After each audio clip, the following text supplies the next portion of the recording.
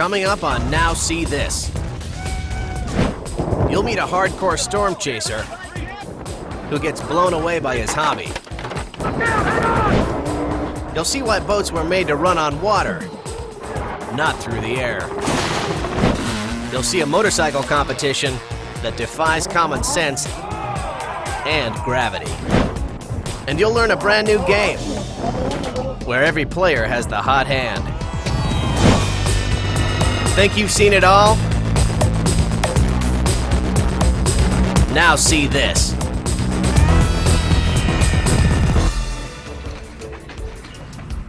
This man is an expert with nunchucks. He spent years perfecting his act, pushing it to the limits with every turn. I started the martial arts when about 1973 when I saw Bruce Lee up on the big silver screen. It just impressed me so much. I just wanted to be the best there was.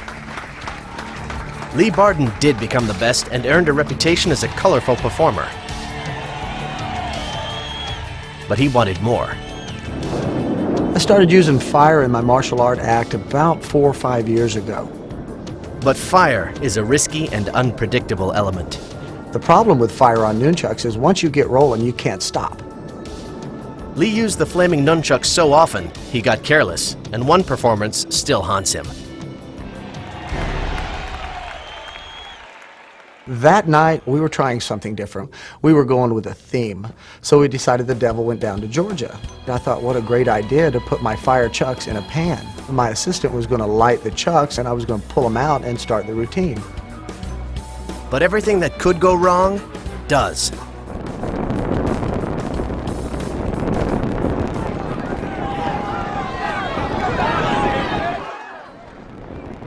Watch closely as the fire spills on the stage. The assistant tries to stomp it out, but instead covers Lee with liquid hell. I knew something was wrong at that point. This is going to be tough to contain. But I was thinking, am I on fire? Oh my God, I'm on fire. And there was so much fire in my face I couldn't see. I had turned around to talk to a friend of mine and heard everybody screaming. There was a lot of fire in the ring. And at first I thought, well, could this be part of the show? Because Lee had told me earlier in the night that they were going to have a different fire show. And I saw someone in the fire. I realized it wasn't part of the show. His first instinct? Douse the flames. But where? I saw him turn around trying to find a way out, and I kept yelling, drop and roll, drop and roll. But then I realized there was no place to drop and roll because the whole ring was on fire. Within seconds, Lee's staff and several bystanders jumped to his aid. Once he jumped over the ropes and hit the table and hit the ground, I was over there with the t-shirts trying to get the fire off him. He drops, he starts spinning and rolling on the ground, his leg won't go out.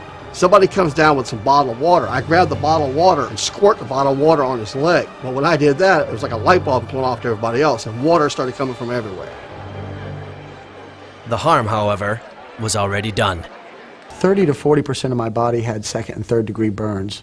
A lot of the skin on my ears had burned off and left exposed cartilage. Most of the skin on his face was gone. His hands, they were really bad. One of my first thoughts was that he would never use his hands again. My left leg was probably the worst of it all. The whole thigh, the calf, around my knee, on the front part of my thigh, a lot of scarring there. I'm just thankful that my face didn't look like my leg. A painful lesson that Lee Barden will not soon forget. Don't take fire for granted. We started treating it like a toy. But if you play with fire, you're going to get burned. Still, with all the risks, Lee is a showman at heart and considering the unthinkable. I would do fire in a second. I mean, if my wife had let me now, I would. But he has more on his mind than just the need to electrify a crowd. What frightened me the most was leaving a 6-month-old baby and my 5-year-old daughter and my wife. For now, fire can wait as Lee counts his blessings to even be alive. I'm probably one of the luckiest people in the world. You're looking at a real video shot by Roger Hill, a man who abandoned a successful career as a contract lawyer to chase twisters. Next tornado just to the south of the interstate. There it is. Wow. Chasing huge funnel clouds makes Roger a happy man. Once you get to see your first big tornado, it's something that you never forget. What a beast. Wow.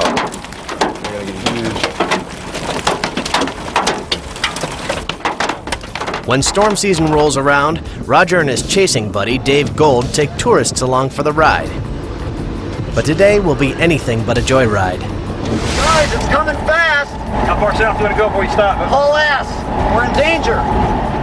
Roger and Dave have a lot on the line.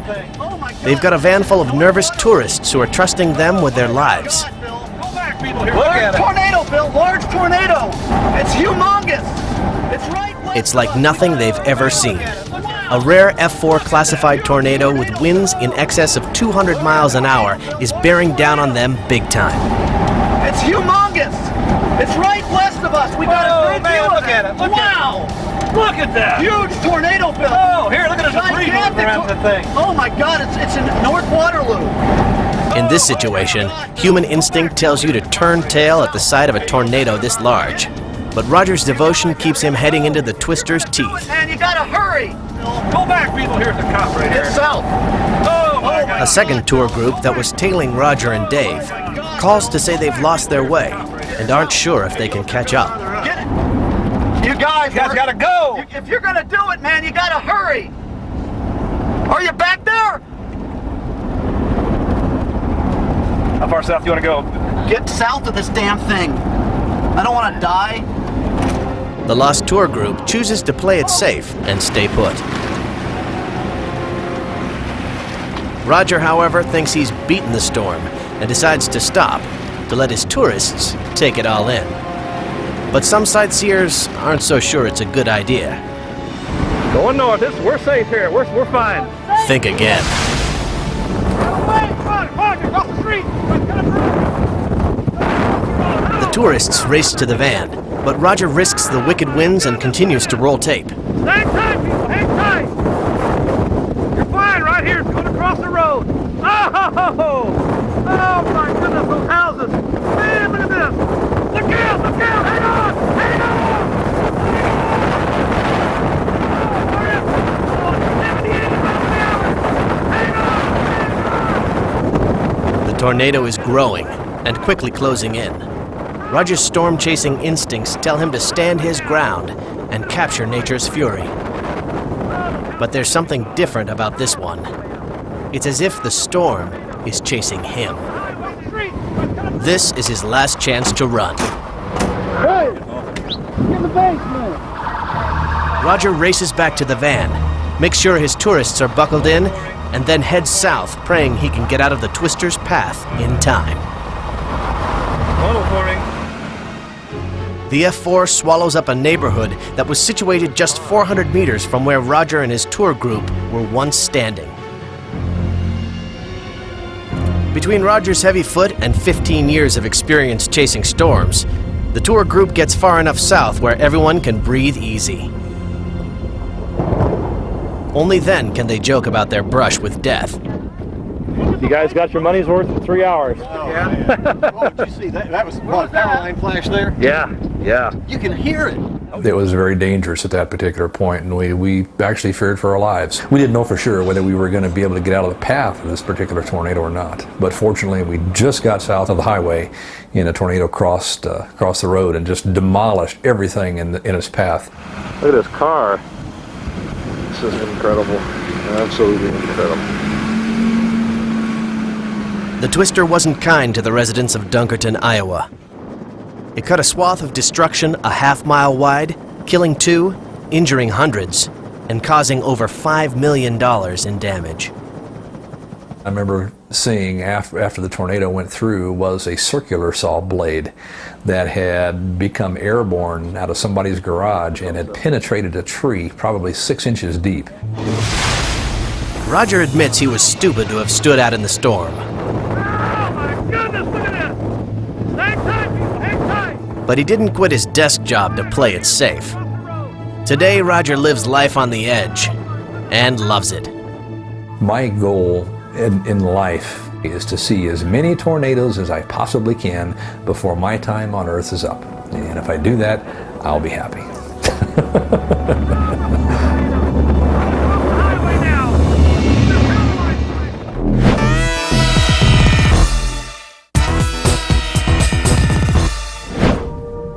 When a deer is chased onto thin ice by a hungry coyote, Some people in Nevada call it nature's way. But not Eric Burrid. I made the call, came down here, chased the coyote away from the deer. Then the fire department showed up shortly thereafter. But this laid-back electrician isn't your average tree hugger. He's also an avid hunter, as he tells a local news crew who was on the scene to record the rescue attempt. Yes, I love deer. They're delicious. Still, he can't stand to see any creature die this way. The Reno Fire Department arrives and Eric returns to work, leaving the rescue in their capable hands. But it's a tricky situation. Rescuing a person is a lot easier. The difference is you can talk to a person. A person can talk back to you and tell what's the matter and stuff. You can calm a person down, whereas a deer, you can talk to it all day long and nothing's going to change. They try to scare her out. Paul! Move away! That fails. They try to snare the frightened doe. She lunges, bucks, and fights. But at last, after 2 cold, wet hours, the team finally removes the deer. Against her will. A game warden and a local veterinarian check the shivering doe. She's fine. However, she isn't very grateful. Or bright. Here we go again. The veterinarian said, you know, you can go ahead and pack up your stuff and leave. There's nothing wrong with the deer. It'll come out all on its own. The fire department leaves. The rescue is officially finished, but the camera crew stays, sensing that the story is not quite over. They were right. On my way back from town again, I saw the deer out in the lake again. So I went home, got a pair of waders for me and my buddy and my rope. It turns out Eric and his friends have recently discovered a new weekend pastime, playing cowboy. I rope cattle and I'm into roping quite a bit and tried to rope it with the best of my ability. And to make things even more challenging, he'll attempt this feat with an injury he received only 3 weeks earlier. I just wanted to make sure I didn't get hurt some more because I had a broken collarbone. So, bum shoulder and all, Eric wades through the ice, lasso in hand. But why would he care so much about this one deer? You don't want to see the thing just sit out there forever. He throws the rope. She dodges it. He tries again, and misses again. But on his 3rd try, Eric finally snags the unwilling victim and drags her back to dry ground. But this bull-headed deer has been here before. Only this time, she does the smart thing. Heads home with a strut in her step. The official rescuers are impressed. If Eric hadn't come down here to save that deer, the deer would have died. For Eric, the satisfaction of a job well done is enough. And it's a good thing, considering this Bambi's bad manners. The deer never thanked me, you know. This hill can make you a king or eat you alive. How about that?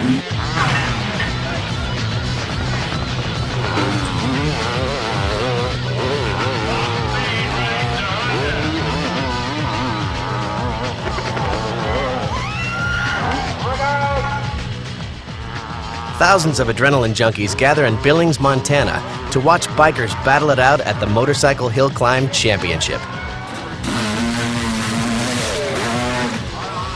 The object is to get to the top the quickest, but the bumpy 400-foot climb and nearly vertical face create a less than inviting race course. Rider Dusty Beer is one of the best, but he admits the sport still messes with his mind. And when you pull up to the line and you're getting ready to go, you're looking and thinking at about 100 different things all at the same time. You have so many things to worry about. There's the balance, there's the big hole shot, there's the speed. It's like a controlled mass confusion.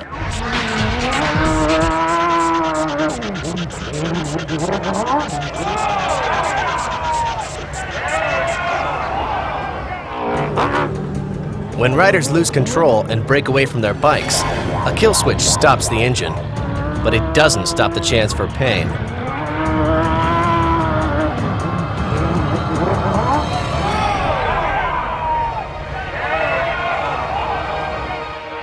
catcher, whose job it is to stop runaway bikes, gets pounded in the process. Dusty's seen it 100 times. The catchers are sitting there. They don't know who's coming at them. You know, it could be somebody irresponsible. They could have a bike right in their face, and it only takes a fraction of a second. Well, good ride right there. Boy, you go up there, look out. Boy, took a catcher down with you. Boy, that catcher. How about a hand on that one, ladies and gentlemen? Riders are on a first-name basis with pain. Twisted knees, torn ligaments, and broken ankles are par for the course. The hardest part about staying on your bike is taking off. The bikes have so much power and so much traction, they accelerate so hard. These bikes are bigger and badder than anything you can buy off a lot. Riders soup them up with twice the horsepower and special tires that can chew up mountain dirt and any unfortunate flesh that comes into contact with them. But a beefy bike does not guarantee a win. Only 1 out of every 10 riders reaches the top to bask in the glory. On this day, Dusty wins and takes home a big cash purse. He says all it takes is momentum, speed, and guts to be named King of the Hill.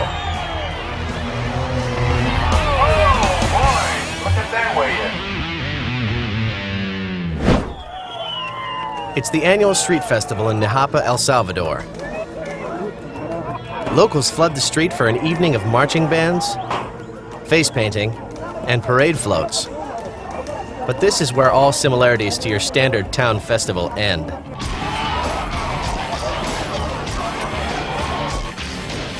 In a bizarre ritual, the younger men of this rural village prepare for a frightening game of dodgeball, using burning bundles of kerosene-soaked cloth as projectiles.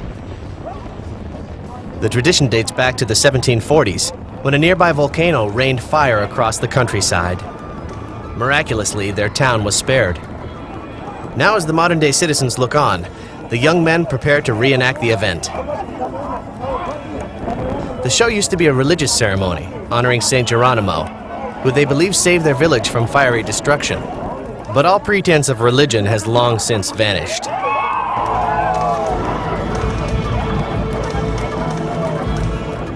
Instead, this outrageous spectacle has become a rite of passage for male teens. The age range is quite specific. You must be old enough to hold your own in this dangerous sport, but not yet old enough to know better. And as for rules, there are none. The boys divide into 2 sides at random. After that, anything goes. The game lasts until everyone is too tired or too wounded to continue. Despite the flame-throwing fury, this year's festival amazingly sees no injuries among the townspeople.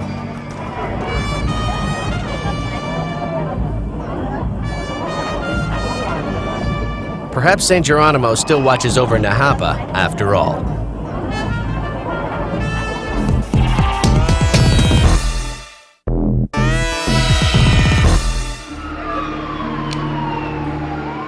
Terror seizes an apartment complex in Des Moines, Iowa.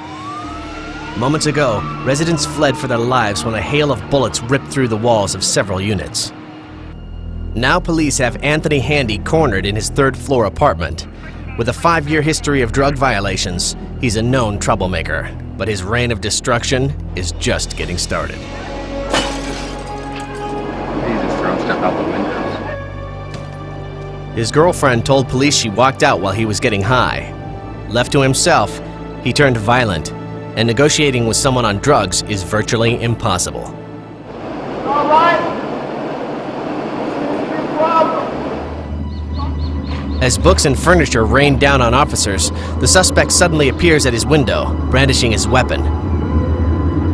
The message is clear. Going in now means shooting it out, a situation police hope to avoid. It's a classic impasse, and authorities prepare for the long haul. Officers coordinate positions around the perimeter and in the hallway outside the apartment. But before he can even settle in, the standoff takes a terrifying turn. He started a fire. I think he's caught it on fire. A plume of acrid smoke from the window speeds up the countdown to confrontation. Whether from vengeful rage or drug-induced stupor, the man has started a fire inside his apartment. But the smokier the apartment, the clearer the suspect's head. And he soon realizes he's in trouble. He can't get out.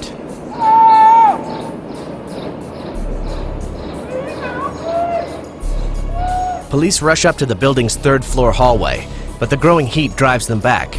A call immediately goes out to the fire department. The suspect panics and retreats to the balcony door. The only way he can think to open it is by force. He tumbles out of the apartment, his gun still in hand. Even in surrender, he's a menace to everyone on the ground below. Finally, he gets the message, and with the drop of his weapon, the standoff turns into a rescue. By now, the blaze rages out of control. With fire crews still several blocks away, police inside face a terrifying decision. Wait for the ladder to arrive, or go in themselves. But when a life is on the line, it's really no decision at all. Crawling through blinding, suffocating smoke, 4 officers emerge on the landing. In a heartbeat, they have the suspect secured. One of them rushes the man back through the nearly engulfed apartment. As they disappear into the wall of smoke, the other 3 officers prepare to follow. But the inferno surges higher, forcing them back. Going through the apartment could mean certain death. And even though the balcony threatens to collapse, they bet their lives on the fast approach of the fire department. Now they're the ones who need rescuing. Downstairs, the officer and the gunman stumble out onto the ground, where police make sure he's under control and out of danger. Moments later, the ladder arrives. Police and fire crews leap into action as flames lick at the backs of the stranded officers. Concerned observers watch as one, then another come down. The fire rages hotter, the last officer risking smoke inhalation with every passing second. Finally, as smoke blankets the balcony, he gains his footing on the ladder and descends to safety. The suspect is taken to the hospital for treatment and afterwards to the police station for booking. He now faces charges of first-degree arson and terrorism. But perhaps when his court date arrives, he'll take the opportunity to thank the officers who arrested him. After all, they did save his life. This is a wild sport where fiberglass boats fly on a cushion of air at speeds over 200 miles per hour. It's called hydroboat racing, and there is no margin for error.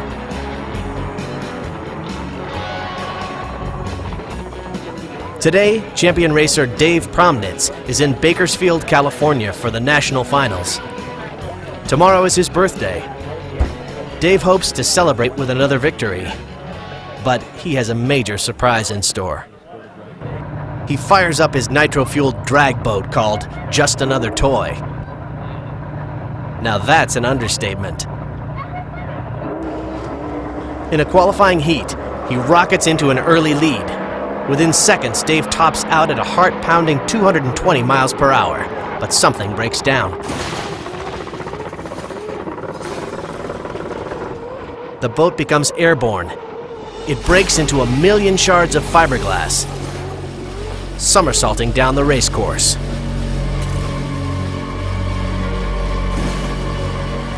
The rescue boat arrives immediately, but are they in time? The crowd awaits the word if they've retrieved Dave or just pieces of him.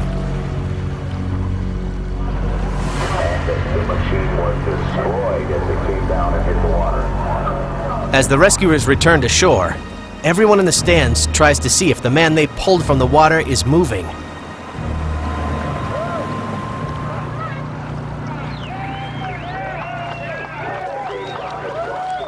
Not only is he alive, but Dave doesn't even have a scratch.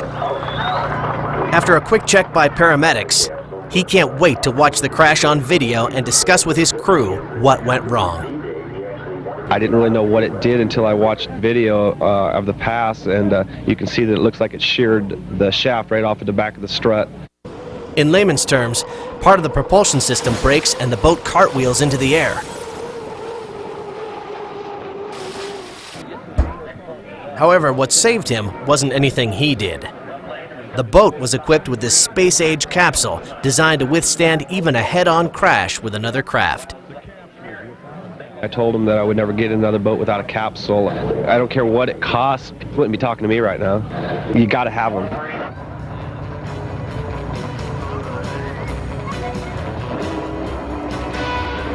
It's proof that just because you're a thrill seeker doesn't mean you've got to take foolish risks. Dave survived to see his birthday and the birth of his first child.